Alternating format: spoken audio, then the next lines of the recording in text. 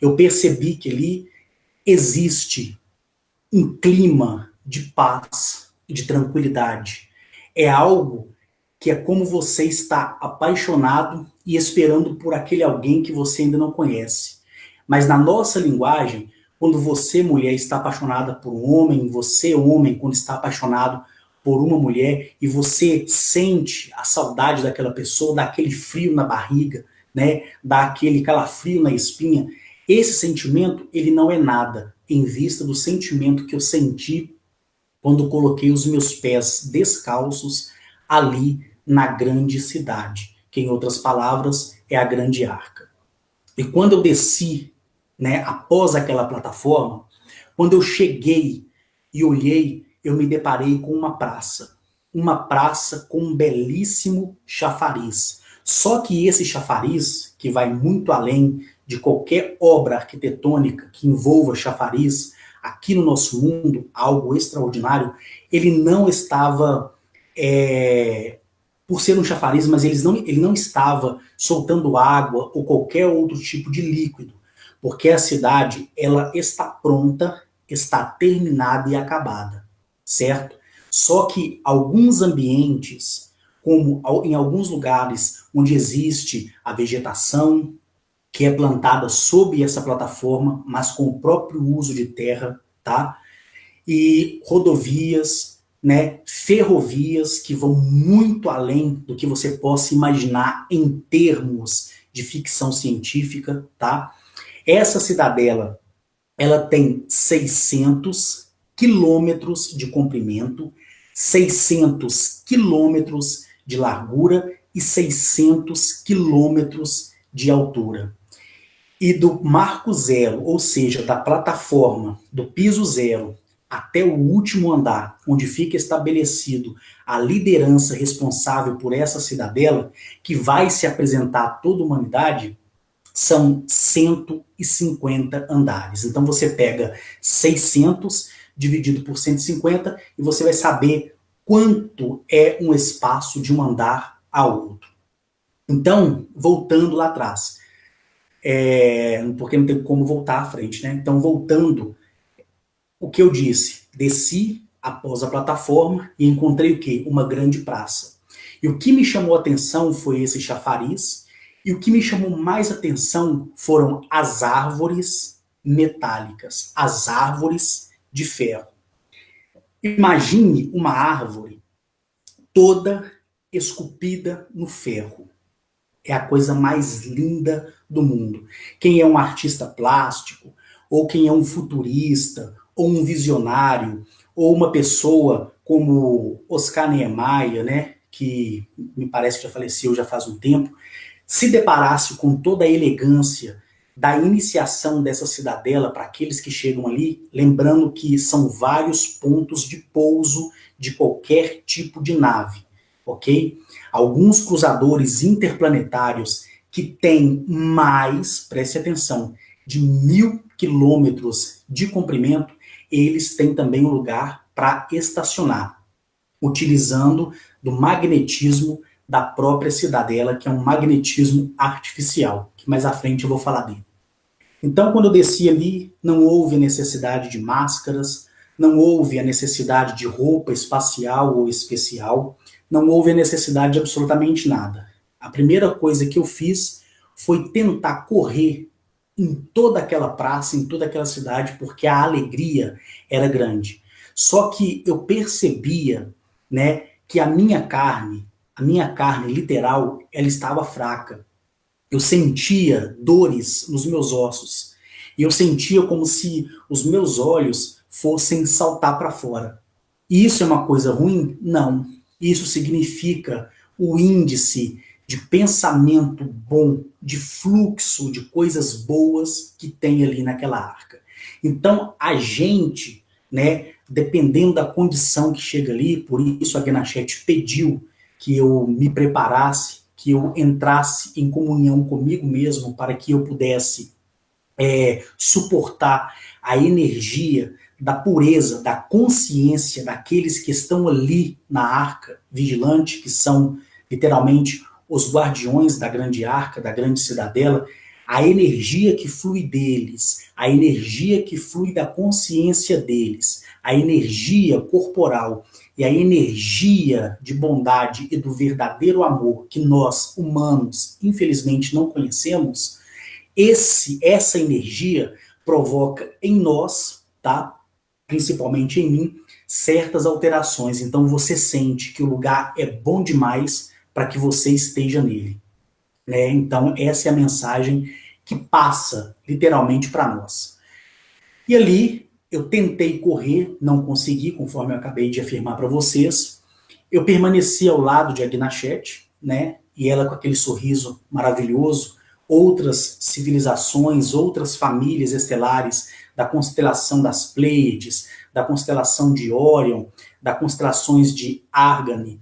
Então todos estavam ali. Então, como eu conheço a maioria, a minha presença ali para eles não tinha ali aquele grande auê, como também a presença deles para mim não era muita novidade, porque eram famílias que eu já conhecia, que me deram o prazer e a felicidade de estar em seus planetas, em seus mundos, e alguns deles me levaram para fora e para sistemas solares mais distantes, né?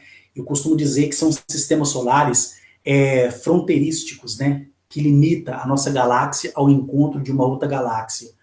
Então ali naquela cidadela, gente, quando eu fui me culpando, né? Porque ali quando você chega, o primeiro sentimento que você tem é o de culpa. Você começa a se culpar e isso vai acontecer com todos nós, tá? Como eu fui ali 3 vezes, só o primeiro dia, que foi no domingo, que eu fiquei a 16 quilômetros dela, eu já me sentia culpado.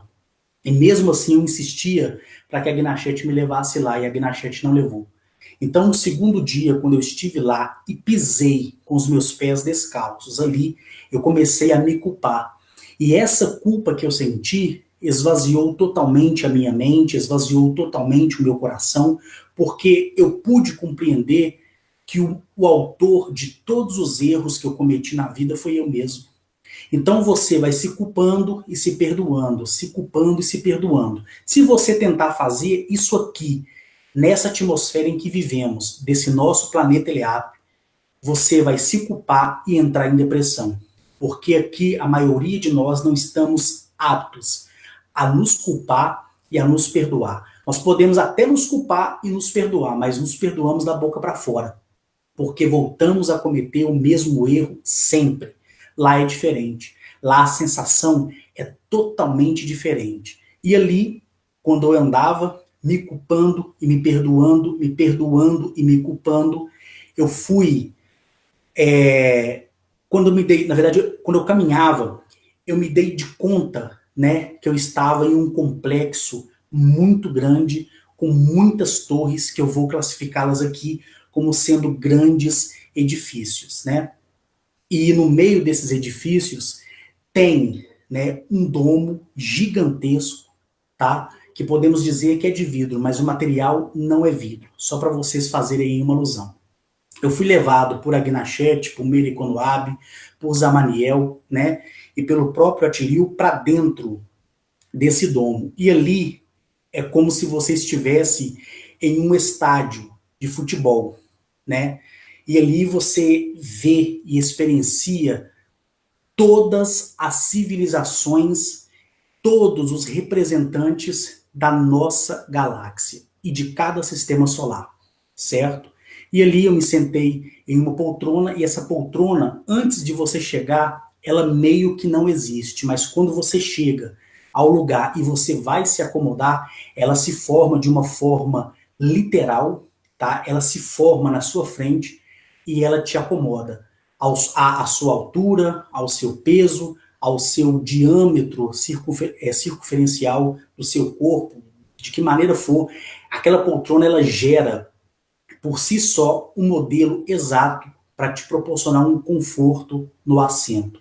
É algo assim extraordinário que vai além daquilo que eu possa, com poucas ou com muitas palavras, tentar explicar aqui para vocês. E ali, em diversas linguagens, em diversos dialetos, em diversas linguagens simbólicas, eu testemunhei muitos primogênitos, certo? Inclusive muitos que eu não tive ainda a oportunidade de conhecer, porque eu já fui em mais de 1983 planetas e nunca ninguém vai tirar isso de mim. Mas quando eu falo 1983, é porque em muitos deles eu voltei várias vezes, mas não propriamente naquele planeta, mas no seu vizinho, no seu planeta vizinho, né? Que é o seu irmão, nas suas luas. Então, por isso que eu fiz a contagem em um todo. E depois, né, que eu estive ali naquela reunião, que foi algo assim que, por um sentimento temporal de espera, né, sempre ali aguardando, eu acreditei, né, que eu deva ter ficado ali em torno de umas 10 horas, quando na verdade a Gnachete me disse que dentro do tempo, do lapso do tempo, que é um cálculo diferenciado da nossa linha temporal que passa por aqui, em nosso mundo chamado LEAP, eu tinha ficado ali somente 1 hora e 30 minutos, mas a impressão que eu tive foi que eu fiquei ali mais de 10 horas, certo? Então, quando eu saí daquele grande domo, daquela reunião extraordinária, eu olhei de novo para aqueles edifícios, que no complexo somava-se 8 edifícios, eu olhei para as 23 árvores que estavam ali e estão ali ao redor daquela grande praça, toda esculpida de forma exata, e olhei para aquele grande chafariz que ainda não está no funcionamento de projetar ou lançar a água sobre ele, porque eu não sei o significado daqueles símbolos que estavam ali, vai além da minha compreensão, e a habilidade que Zamaniel me concedeu de ler símbolos, naquele momento eu não pude ler aqueles símbolos, porque foram símbolos excepcionalmente criados para distinguir e diferenciar aquela grande cidadela de qualquer outra que possa existir debaixo deste céu, debaixo dessa dimensão, debaixo dessa densidade, que vai desse primeiro ao milésimo céu, tá? Literalmente. Então eu voltei para o nosso planeta aqui, Eleap, fiquei totalmente eufórico, a vontade que eu tinha é de estar chorando sempre, eu não continha as minhas lágrimas, algumas pessoas me procuraram no WhatsApp, eu ignorei totalmente, porque eu não estava nem um pouco com a cabeça boa para receber ou para dar nenhuma informação, ou responder qualquer tipo de pergunta, porque eu estava vivendo aquele momento, ainda que tivesse sido trazido para cá, né, estando lá 1 hora e meia, que na minha concepção foram 10 horas ou mais de 10 horas. Então, quando eu voltei, eu tive novamente sangramento nasal, né, parece que a minha língua ela endureceu um pouco, eu tive muita dor nos olhos, parecia que eu estava sofrendo um AVC nos olhos, que um AVC nos olhos existe também, para você que talvez não esteja tão informado assim. Eu comecei a tremer muito, eu comecei a ter muita ansiedade, e eu comecei a chorar, querendo voltar para lá, porque a sensação é fora do comum.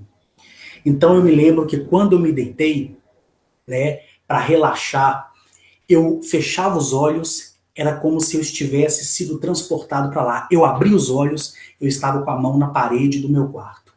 Eu pegava água para lavar o meu rosto, eu ia até a cozinha para tomar água, eu olhava para tudo que estava à minha volta e o meu desejo era desmontar tudo e levar para a grande arca. É algo assim que te hipnotiza, que te domina literalmente, porque você sente o verdadeiro amor, você sente o verdadeiro recebimento, você sente o que é a verdade transparecida no rosto de outras pessoas, né? Porque aqueles que habitam as estrelas são literalmente pessoas, como eu e você, de carne, osso, sangue e centelha divina e de vida.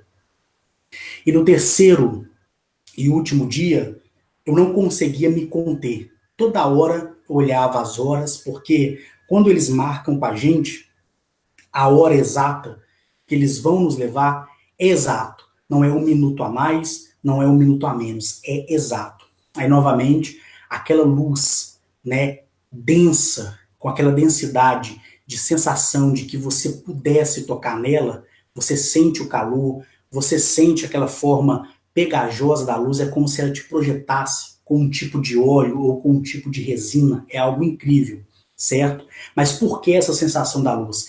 É porque ali ela vai dissipar toda a formação celular que você tem e vai te transportar literalmente para um outro lugar, ou seja, ela desfragmenta você, mas você tem a sensação de estar unido como você está aí agora, mas na verdade você foi separado de uma forma celular, mas a sensação do seu pensamento, da sua mente, entende que você está de corpo inteiro, mas ali ela te transporta e quando ela te projeta para o lugar que você tem que estar, aquela mesma luz, aquela mesma tecnologia que é muito avançada e muito além da nossa realidade, ou além de qualquer meio científico, ou algo visionário, ela junta todas as partes do seu corpo sem que você perceba que por um momento você foi desfragmentado. É como se você fosse um boneco de areia e todo aquele material da areia, todos aqueles grãos estivesse seco e você desmanchasse, você virou nada, mas a consciência estava te dizendo que você estava unificado. Então, quando você é transportado, aquele boneco de areia que é você, ele é recomposto novamente.